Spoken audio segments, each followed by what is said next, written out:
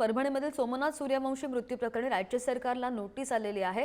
छत्रपती संभाजीनगर खंडपीठाची राज्य सरकारला नोटीस आल्याची माहिती समोर आली आहे। सोमनाथ सूर्यवंशी मृत्यू प्रकरणी 29 एप्रिलला पुढची सुनावणी होणार आहे आणि सोमनाथ सूर्यवंशी यांच्या आईने दाखल केलेल्या याचिकेवर ही सुनावणी पार पडली आहे। दोषी पोलिसांवर कारवाईची मागणी याचिकाकर्त्यांची आहे आणि परभणीमध्ये संविधान विटंबनेनंतर पोलिसांच्या मारहाणीमध्ये सोमनाथ सूर्यवंशीचा मृत्यू झाला होता।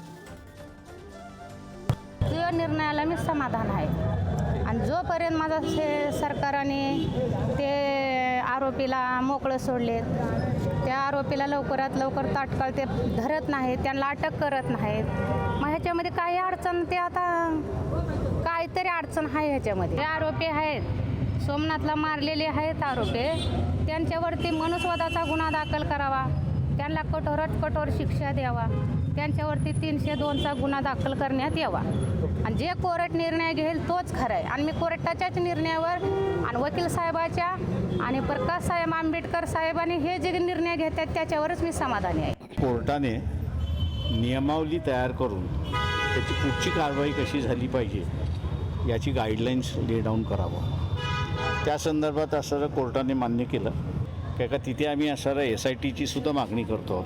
SIT नेमण्यात यावी, पण ही SIT सरकार नेमणार नाही तर कोर्ट नेमेल आणि ती कोर्टाच्या अंडर राहील असं आम्ही प्रेयर त्या ठिकाणी केलेलं आहे। आरोपी जो आहे ते राज्य शासनच आरोपी आहे आणि राज्य शासन आरोपी असल्यामुळे इन्क्वायरी कशी होते याचं त्यांना आम्ही असा नमुना दाखवला आणि त्याच्या आधारे आम्ही असं म्हटलं की गाईडलाईन ज्या येतील त्या गाईडलाईन्समध्ये मॉनिटर हे कोर्टाने केलेलं अधिक चांगलं राहील। पेक्षा सरकारच आरोपी आहे तेव्हा सरकारकडून अपेक्षा कोर्टाने धरणं किंवा पेटिशनरने धरणं योग्य नाही, तेव्हा याला असणारं एक मस्टरी असणं गरजेचं आहे की जे आम्ही पुढच्या वेळेस कोर्टासमोर ती मांडू।